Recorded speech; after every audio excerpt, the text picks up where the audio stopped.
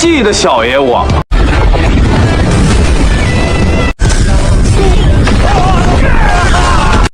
命运的人渣。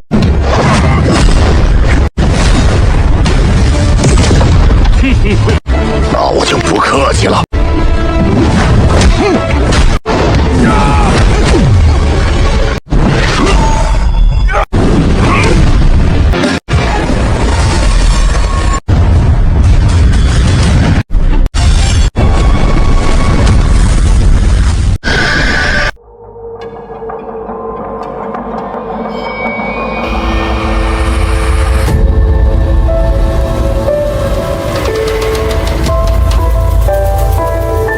Tangsang menceritakan keinginannya untuk membangkitkan kembali Sekte Tang yang sudah lama menghilang dan mengajak Ketua Sekte Tujuh Cahaya dalam membentuk kerjasama atau aliansi. Ia berjanji akan membuatkan senjata tempur yang sangat hebat secara gratis untuk Sekte Tujuh Cahaya. Mendengar itu, Ketua Sekte di sana tentu saja sangat setuju. Sebagai timbal baliknya, apabila Tangsang membutuhkan uang, ia akan mensupport finansial untuk Sekte Tang. 作为回报，以后他们制造的暗器一定会第一时间供给七宝琉璃。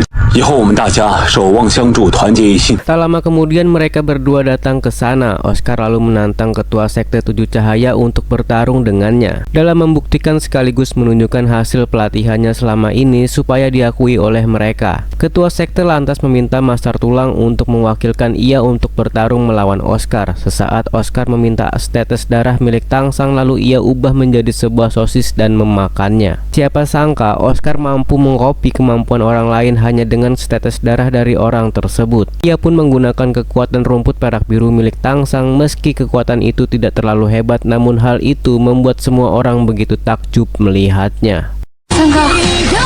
应该是小的第六痕迹，与他人血液为一。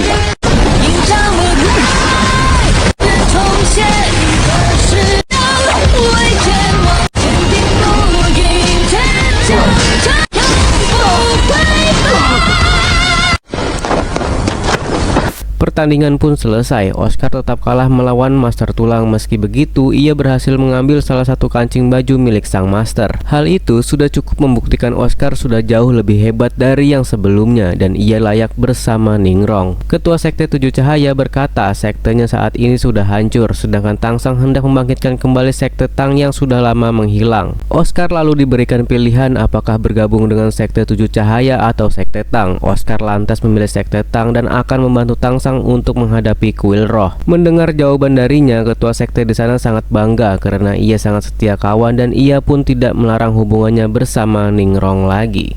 一个为了感情而放弃，你已经打动了我。儿子们，院长。 Tak lama kemudian mereka datang ke sana dan sangat senang melihat Oscar telah pulang. Sesaat Frender meminta Tangsang kembali ke akademi karena ada seseorang yang ingin bertemu dengannya. Saat bertemu dengan orang tersebut, orang itu adalah Subing, pangeran keempat negara Tiando. Saat ini kesalahpahaman di antara mereka berdua sudah terpecahkan. Tangsang sudah tahu siapa Subing sebenarnya, yang hanya berpura-pura menjadi malas dan nakal supaya bisa menyelamatkan kaisar yang diracuni oleh King He, kakaknya sendiri. Tangsang juga sudah tahu Subing beberapa kali sudah membantunya. Yang pertama, ia menghentikan Hulena saat di pavilion bulan, dan yang kedua, Subing sengaja meremehkan kemampuan Tangsang dalam bermain kecapi. Hal itu dilakukannya supaya Tangsang tidak bermain kecapi karena King He ingin menjebak Tangsang. Subing lalu menunjukkan obat yang biasa digunakan oleh tabib istana untuk mengobati kaisar. Tangsang lalu memeriksa dan membenarkan terdapat berbagai racun di dalam obat tersebut. Untuk membuat obat penawarnya mungkin saja sangat sulit, namun Tangsang berjanji akan berusaha keras dalam menyembuhkan penyakit kaisar saat ini. 此事还望保密，不要告诉其他人。我一定尽力而为，逆神相托，我定不会辜负。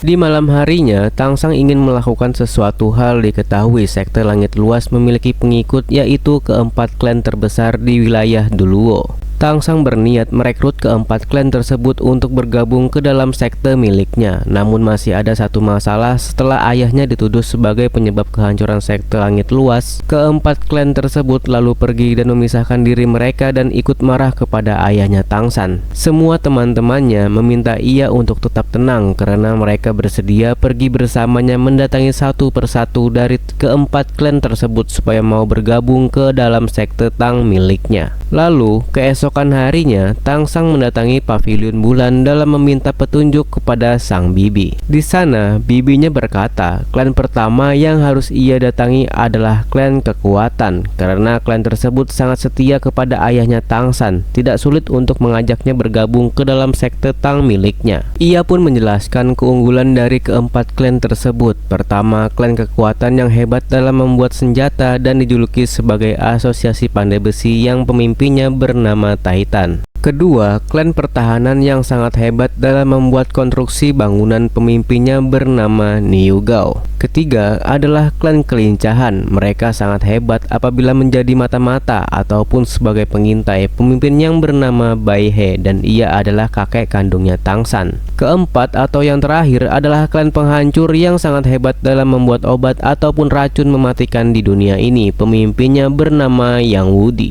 Setelah mengetahui informasi tersebut, Tangsang memilih akan mendatangi klan kekuatan terlebih dahulu. Adegan lalu berpindah di klan kekuatan. Siapa sangka klan mereka sedang mengalami masalah finansial. Pemasukan klan mereka sangat menurun akibat kuil roh menghancurkan beberapa sekte saat ini, sehingga tidak ada lagi yang membeli senjata dari mereka. Di luar, Tangsang dan kawan-kawan sudah tiba di sana. Ia pun meminta izin untuk bertemu dengan ketua klan. Lalu kemudian Tangsang dibawa masuk ke dalam, sedangkan teman-temannya disuruh menunggu di luar. Titan bersama putranya bernama Taino begitu sangat senang melihat kedatangannya dan segera memberikan hormat. Tangsang dianggap mereka sebagai tuan muda dan mereka sangat menghormatinya. Singkatnya, Tangsang menceritakan penderitaan yang sudah ia alami bersama ayahnya saat ini, dan ia juga menjelaskan maksud kedatangannya ke sana.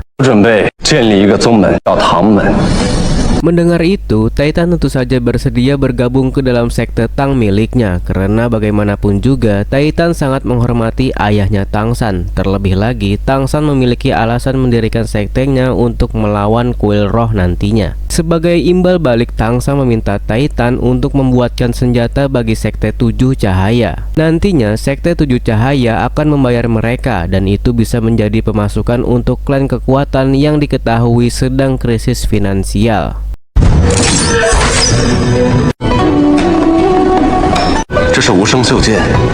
Tangsan lalu menunjukkan senjata mematikan dari sekte Tang miliknya. Tanpa berpikir panjang, Titan bersama putranya bersedia melakukan itu. Kemudian Tangsang memperkenalkan teman-temannya dari Akademi Shrek. Titan bersama putranya sangat senang bisa bertemu dengan mereka karena mereka dikenal dengan julukan 7 monster Akademi Shrek yang berhasil memenangkan kompetisi mengalahkan kuil roh.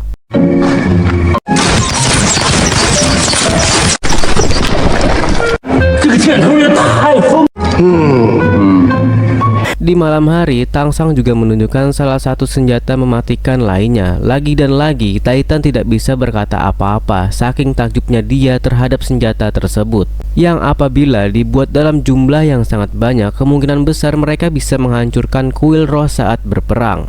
Lalu, keesokan harinya Titan diajak pergi ke sekte 7 cahaya untuk melihat murid sekte tersebut yang terluka parah akibat diserang oleh kuil roh. Salah satu murid di sana yang kehilangan kakinya, Titan melihat murid tersebut menggunakan senjata milik Tangsang di tangannya. Alasan kenapa Tangsang mengajaknya ke sana yaitu meminta bantuan dalam membuatkan kaki beserta tangan palsu supaya murid sekte 7 cahaya yang sudah menjadi cacat bisa berjalan lagi. Merasa iba dengan itu, Titan bersedia melakukannya. Sesaat ia berkata untuk membuat senjata mereka memerlukan logam yang cukup banyak dan logam tersebut dijual di kota Longxin. Maka dari itu diputuskanlah mereka akan berangkat ke kota Longxin untuk membeli logam. Di sana juga mereka bisa mendatangi klan pertahanan yang tinggal di wilayah tersebut. Di waktu bersamaan, Bibi Dong juga berencana menaklukkan sekte perisai gajah. Dengan begitu, logam di kota Longxin bisa menjadi milik mereka.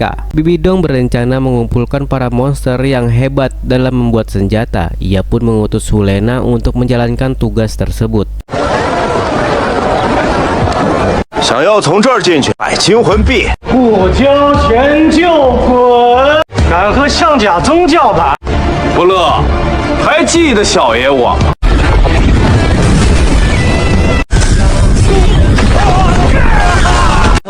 命运的冤家。Singkat cerita, mereka telah tiba di kota Longsing. Tanpa sengaja mereka melihat terjadinya kegaduhan di sana. Setelah kegaduhan itu selesai, Tangsang menghampiri untuk bertanya apa yang sebenarnya terjadi di sana. Kemudian para pemuda di sana menjawab pasukan dari sekte perisai gajah sudah menguasai kota Longsing dan bertindak seenak-enaknya. Para master roh yang tinggal di sana tidak bisa hidup dengan tenang. Setelah itu mereka mendatangi klan pertahanan yang dipimpin oleh seseorang bernama Niu Gao. Meski wajahnya terlihat menyeramkan, namun ia bersama Titan bersahabat dengan baik. 来了，牛首首，走，走，少主，请。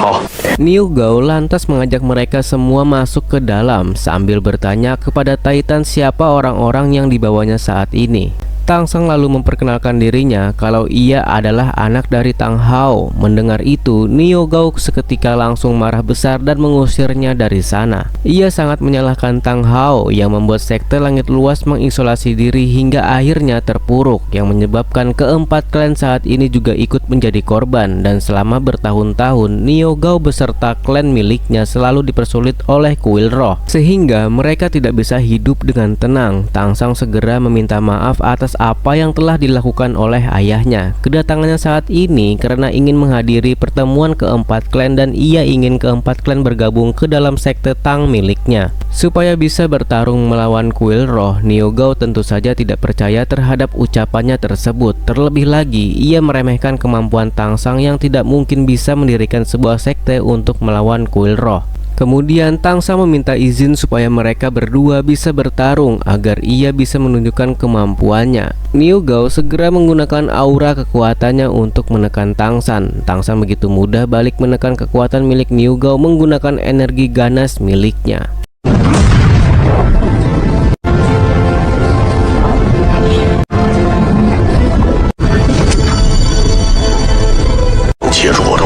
Melihat itu, Niu Gao sangat terkejut. Akhirnya ia pun bersedia memberikannya kesempatan. Di sisi lain, ternyata sekte perisai gajah sudah tunduk di bawah kuil roh. Terlihat Hulena mendatangi sekte tersebut dan ketua sekte perisai gajah yang bernama Huyan bersedia mengabdi kepada Bibidong. Siapa sangka Bibidong berencana mengatur ulang pemimpin dari ketujuh sekte terbesar di wilayah Duluo. Sekte perisai gajah dijanjikan akan menjadi pemimpin dari ketujuh sekte tersebut. Itulah alasan kenapa Huyan bersedia mengabdi kepada kuil roh. Lalu di sana Huyan mengajak Hulena untuk pergi ke kediaman klan pertahanan agar bisa memaksanya untuk tunduk kepada Bibidong. Sementara itu mereka berdua hendak bertarung. Niu Gao membuat sebuah pembatas, siapapun yang melewatinya maka akan dinyatakan kalah. Lagi-lagi Niu Gao yang belum mengetahui kemampuan milik Tangsang lantas meremehkannya, hingga pada akhirnya Tangsang menunjukkan kehebatannya yang membuat Niu Gao begitu sangat terkejut.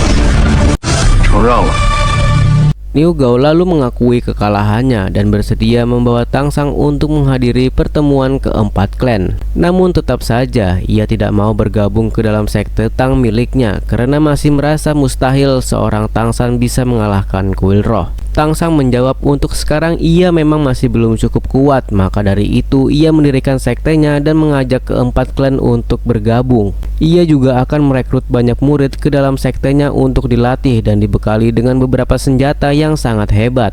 Apabila semua itu sudah tercapai, tidak ada yang mustahil di dunia ini. Mereka pasti akan bisa menghancurkan kuil roh. Tiba-tiba dari arah luar, Hulena bersama sekte perisai gajah datang ke sana. Setelah masuk ke dalam, Hulena sangat sangat terkejut karena bertemu kembali dengan Tang San. Huyan lantas berkata, kedatangannya saat ini mengajak klan pertahanan untuk mengabdi kepada kuil roh, dan kedepannya sekte perisai gajah yang akan dipilih oleh Bibi Dong sebagai pemimpin dari ketujuh sekte terbesar. Klan pertahanan akan diuntungkan di masa depan. Tentu saja Niu Gao menolaknya, terlebih lagi ia sangat dendam kepada kuil roh dan mustahil klan miliknya mengabdi kepada mereka. Akhirnya pertarungan antara Tang Sang melawan Hulena pun terjadi. 是武魂殿与天下为敌。老头，知道你旁边的那个圣女吗？头青的手下败将。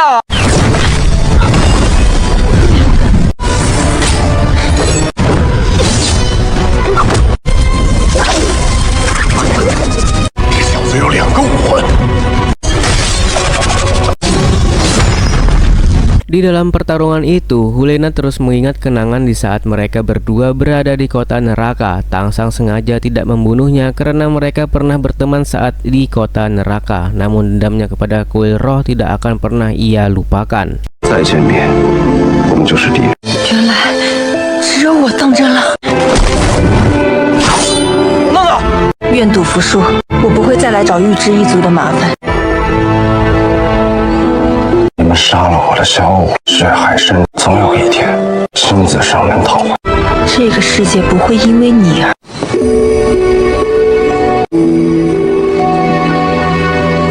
Singkat cerita, setelah melihat pertarungan barusan, Niu Gao akhirnya sadar sudah seharusnya ia bergabung dengan sekte Tang untuk melawan kuil roh. Ia pun memilih untuk percaya kepada Tang San dan ia bersedia bergabung ke dalam sektenya. Untuk mengukur seberapa kekuatan milik Tang San, Niu Gao meminta ia untuk menunjukkannya.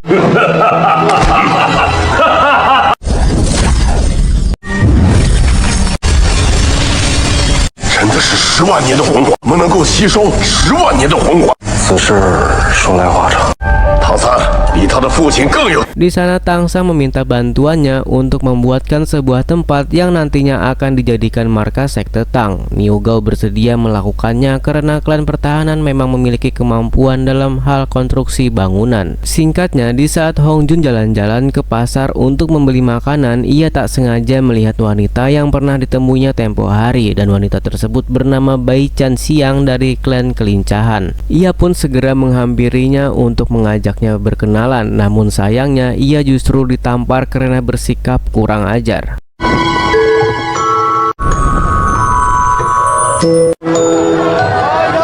我果然没有认错人，你的笑和我记忆中的一模一样。一丘之貉。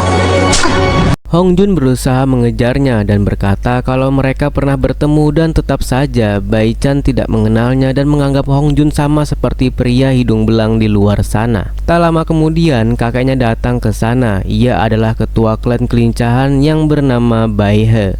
年纪轻，如此不求生，下次再让我遇见，不饶你！就是误会，都是误。香香。 Singkatnya, Tang Sang telah bertemu dengan Bai He dan mengajaknya bergabung ke dalam sekte Tang miliknya untuk bisa melawan kuil roh. Seperti biasa, semua orang yang baru pertama kali bertemu dengan Tang San pasti meremehkannya karena ia masih muda dan dianggap lemah, namun sangat berambisi untuk mengalahkan kuil roh. Hal itu dianggap oleh Bai He sangat mustahil. Di sana Titan bersama Niu Gao mencoba meyakinkannya kalau Tang Sang bukanlah pemuda biasa, dan mereka yakin bergabungnya keempat klan ke dalam sekte Tang akan membawa perubahan besar untuk melawan kuil roh yang selama ini sudah menindas mereka. Tak lama kemudian teman-teman Tang Sang dibawa masuk ke dalam untuk diperkenalkan kepada Bai He kalau mereka berasal dari Akademi Shrek, akademi yang sangat terkenal. Melihat Hong Jun di sana, Bai He semakin yakin untuk tidak bergabung ke dalam sekte Tang karena Bai Chan cucunya sempat digoda oleh Hong Jun tadi siang. 香香，我们去内院休息。现在，解释解释吧。 Hong Jun lalu menjelaskan kalau ia tidak menggoda Bai Chan, dan beberapa waktu yang lalu ia sempat bertemu dengannya dan jatuh cinta pada pandangan pertama. Siapa sangka kali ini ia bisa bertemu lagi, namun ia juga baru tahu kalau Bai Chan berasal dari klan Kelincahan. Hong Jun merasa bersalah karena mengganggu Tang San dalam membujuk klan Kelincahan. Tang San tidak menyalahkannya sebab ia memiliki cara lain untuk membujuk Bai He supaya mau bergabung ke dalam sekte miliknya. Lalu keesokan harinya Tang San memberikan memberikan sebuah senjata kepada Bai He. Diketahui klan kelincahan adalah klan yang paling lemah di antara ketiga klan lainnya. Menggunakan senjata itu, maka kedepannya klan kelincahan memiliki kekuatan untuk bertarung. 私人恩怨，这玩意儿能把40级魂师射个对。你要再欺负别的姑娘，保证把你射个对穿。爷，这真是个好东西。100步之内可保证最大的威力。 Tang San berjanji memproduksi senjata itu dengan jumlah yang cukup banyak dan diberikan kepada klan kelincahan secara gratis. Bai He sebenarnya sangat tertarik terhadap senjata tersebut, namun lagi dan lagi ia menolak bergabung ke dalam sektenya. Dan terpaksa Tang San menggunakan cara terakhir, yaitu menantang Bai He bertarung melawannya dalam membuktikan siapa di antara mereka yang tercepat dan memiliki kelincahan. Mendengar hal tersebut, Bai Chen bersedia bertarung melawannya. Tang San justru memanggil Hong Jun untuk menggantikannya bertarung. 交给你了。冤家路窄。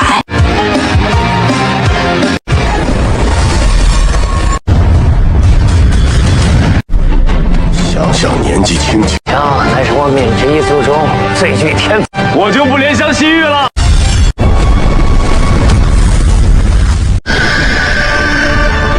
凤凰武魂，认栽了吧？王乃百鸟之王。 怎么不动了？你得意什么？我白沉香一定赢你！ Dari segi kekuatan, terlihat jelas Hong Jun lebih unggul. Ia bisa saja mengalahkan Bai Chen secara langsung, namun hal itu tidak ia lakukan sehingga di saat Bai Chen terjatuh, ia pun segera menolongnya. 得罪了，小香。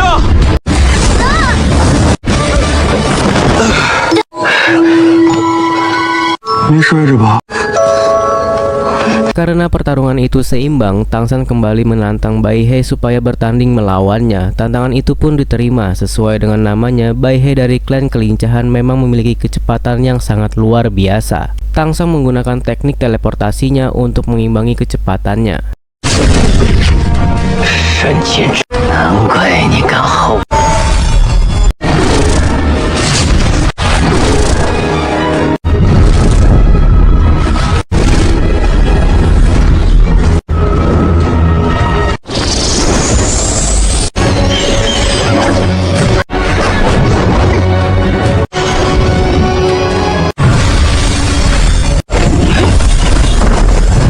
Saat sedang bertarung, tiba-tiba cincin roh 100.000 tahun milik Xiao keluar dengan sendirinya. Sehingga di saat Bai He ingin menyentuhnya, tubuh Tang San menjadi tembus pandang. Fenomena itu pun dilihat oleh semua orang, bahkan Tang San sendiri juga terkejut melihatnya. Tak lama kemudian, Xiao keluar dan hal itu bisa dilihat oleh semua orang. Tang San baru menyadari teknik roh ke-6 miliknya adalah kehampaan, yang telah bangkit dari cincin roh milik Xiao di dalam tubuhnya. 10万年魂环。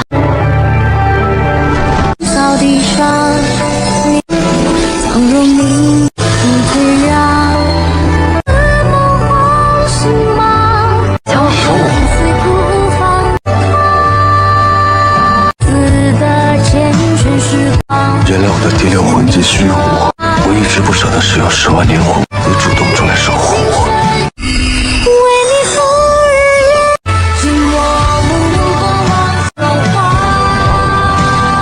Akhirnya pertandingan itu pun bisa dikatakan seri. Meski Bai He mengaku kalah, namun Tang San juga mengaku kalah. Seharusnya Bai He bisa menyentuhnya, namun ia dibantu oleh Xiao sehingga teknik roh ke-6-nya langsung bangkit, dan itu adalah kehampaan. Ia bisa kebal terhadap serangan fisik.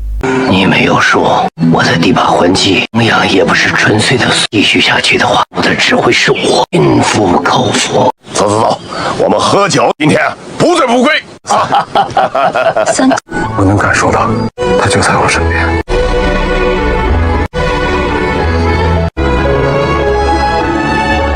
Singkatnya, Tang San memberikan senjata tersebut meskipun Bai He tetap menolak untuk bergabung ke dalam sektenya. Hal tersebut tidak menjadi masalah karena mereka memiliki hubungan keluarga. Di sanalah Bai He baru tahu Tang San anaknya Tang Hao. Secara tidak langsung ia merupakan cucu kandungnya. Mengetahui hal tersebut membuatnya merasa sangat senang, maka dari itu ia pun bersedia bergabung ke dalam sekte Tang miliknya. Andaikan Tangsang memberitahukan identitasnya sejak awal, mungkin saja pertarungan sebelumnya tidak akan pernah terjadi. Akhirnya ketiga klan saat ini sudah berhasil bergabung, tinggal satu klan lagi yang tersisa, yaitu klan penghancuran. Ketiga ketua klan di sana bersedia membantunya untuk membujuk ketua klan penghancuran supaya mau bergabung ke dalam sekte Tang.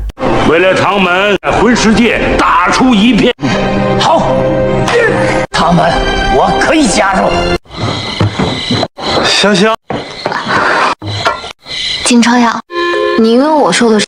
谢谢你的药。 Di malam hari, Bai He memberikan tanaman ginseng yang selama ini dicari oleh Tangshan. Alasan Bai He memberikan itu kepada Tangshan karena ketua klan penghancuran sangat suka terhadap obat ataupun racun. Tangshan harus memberikan tanaman ginseng tersebut, bisa dipastikan ketua klan penghancuran bersedia bergabung ke dalam sekte miliknya. Dan besok hari, ketua klan penghancuran akan datang ke tempat mereka. 我这心里从来没有怪过你爹，也有他的苦衷啊。看到他有你这样的，感到很气。我是一族的族长，天他就来了。 Lalu keesokan harinya, Tangshan justru menggunakan tanaman ginseng tersebut untuk Xiao Wu, karena hanya menggunakan itu tubuh manusianya bisa bangkit kembali. Tak lama kemudian, salah satu pasukan dari klan penghancuran memberikan informasi kalau ketua klannya telah hilang saat di dalam perjalanan dan tidak tahu keberadaannya. Maka dari itu, pasukan di sana meminta tolong dalam mencarinya. Mendengarkan itu, mereka semua pun bergegas mencari. 我们还是一起过去寻一趟比较。走吧。 看来杨长老不在这里。 Singkat cerita, Tangshan berhasil menemukan keberadaan ketua klan tersebut yang bernama Yang Wudi. Alasan kenapa Yang Wudi berada di sana karena ia sedang menunggu tanaman obat di sisi tebing itu menjadi mekar. Tangshan berkata tanaman tersebut memerlukan waktu sekitar 10 jam untuk bisa menjadi mekar. Maka dari itu, ia menggunakan kekuatan wilayah miliknya dalam mempercepat pertumbuhan tanaman tersebut, dan tentu saja Yang Wudi sangat takjub akan kekuatannya. 要干什么？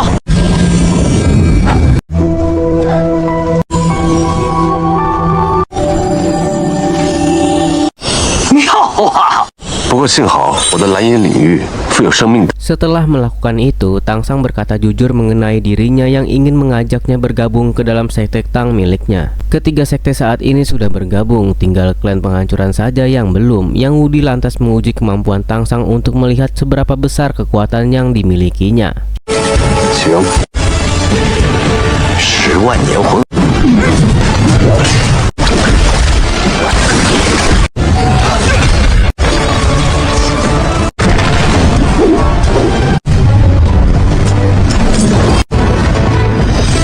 Di dalam pertarungan tersebut, lagi-lagi cincin roh Xiao keluar, dan tidak hanya itu, Xiao juga menampakkan wujudnya dan menghabisi Yang Wudi sampai babak belur. 一本用的像是麦，不烧，宁可绽放着光。等我，手下留情。英雄。 Di waktu bersamaan, Hong Jun tak sengaja membantu salah satu pengemis yang dihajar oleh beberapa preman pasar. Siapa sangka pengemis itu secara diam-diam meletakkan racun di tangannya, sehingga Hong Jun juga ikut terkena racun tersebut. Ternyata itu semua sudah direncanakan oleh mereka, yang dimana mereka ini berasal dari sekte perisai gajah. Hong Jun yang ingin menggunakan kekuatannya tiba-tiba muntah darah. Semakin ia ingin menggunakan kekuatannya, racun tersebut akan cepat menyebar ke seluruh tubuhnya. Menyadari hal itu, Hong Jun segera membawa Bai Chan kabur dari sana, namun sayangnya pelarian mereka gagal. Demi keselamatan Bai Chan, Hong Jun memaksa menggunakan kekuatannya untuk melawan mereka. 让你尝尝我们的厉害！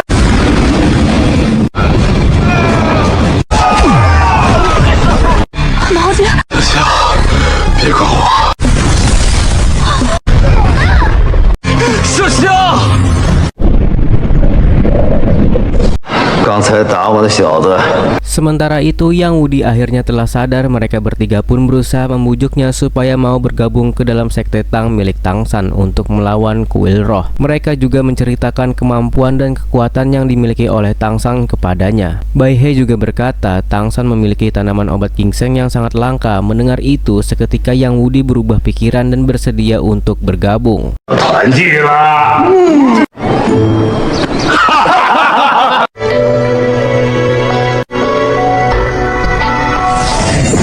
Siapa sangka saat keesokan paginya, Xiao telah berubah menjadi manusia kembali. Berkat tanaman obat ginseng tersebut, hal itu membuat Tang San begitu sangat senang. Meski tubuh manusianya sudah bangkit, namun ingatan Xiao belum kembali. Hal itu tidak masalah bagi Tang San. Yang terpenting Xiao sudah bisa hidup dengan tubuh manusianya. Sesaat Tang San memasuki alam bawah sadarnya untuk bertemu dengan Xiao. Saat ini ingatan Xiao tersimpan di dalam dunia batinnya. Bisa digambarkan Xiao yang terlahir kembali seperti seorang bayi.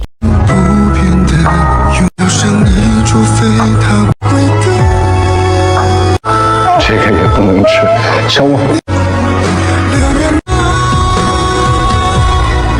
Singkatnya, mereka semua pun dipanggil dan mereka juga begitu sangat senang melihat Xiao telah kembali. Tang San menceritakan apa yang telah terjadi supaya mereka mengerti situasinya. Ningrong bersama Zuking segera menggantikan pakaiannya.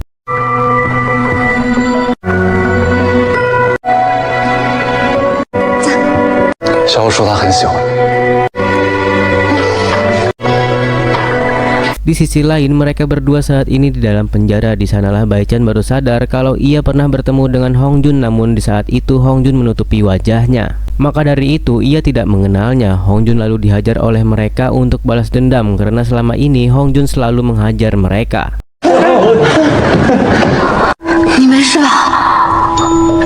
Sementara itu, Tang San memperkenalkan Xiao kepada 4 ketua klan dan memberitahukan identitasnya. Sesaat, Yang Wudi bertanya keberadaan tanaman obat ginseng. Terpaksa Tang San berkata jujur mengenai tanaman tersebut yang telah ia gunakan untuk menghidupkan kembali Xiao. Yang Wudi sedikit kecewa karena sejak awal ia sangat menginginkannya. Tang San lalu menunjukkan tanaman sutra yang sangat langka dan itu akan ia berikan kepadanya. Melihat itu, Yang Wudi kembali tersenyum dan begitu sangat senang. 以后老夫就跟你干了，老夫说的。耶！我找了他一辈子。 队友们破之一，这就是无价之宝。 Tak lama kemudian, Tai Nuo menangkap seseorang yang sangat mencurigakan. Ternyata orang tersebut mengirim surat dari sekte perisai gajah untuk meminta mereka datang ke sana. Apabila mau Bai Chan selamat, melihat surat tersebut, mereka pun menjadi sangat marah dan bergegas pergi ke sekte perisai gajah.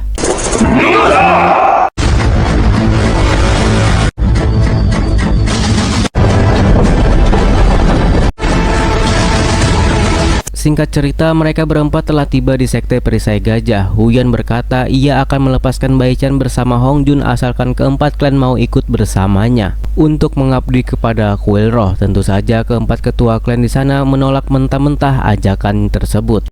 一炷香的事慢慢想。到你俩发挥作用的时候，小丫头。 Di waktu bersamaan, Hong Jun bersama Bai Chan dibawa keluar dengan posisi tangan terikat. Di saat itulah Hong Jun menggunakan sisa kekuatannya untuk melepaskan dirinya bersama Bai Chan. 那你就去死吧！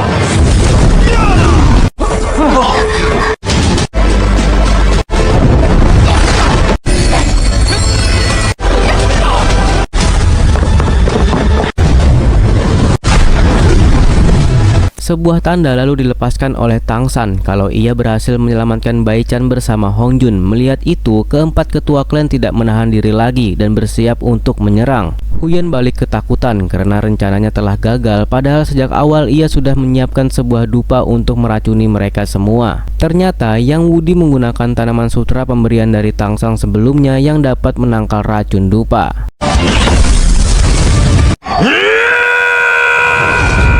Singkatnya, Mubai bersama Zuking hendak pergi dan kembali ke negaranya karena masih ada urusan yang harus mereka selesaikan. Mereka pun berjanji akan bertemu kembali setelah bangunan sekte Tang sudah didirikan. 保重，保重。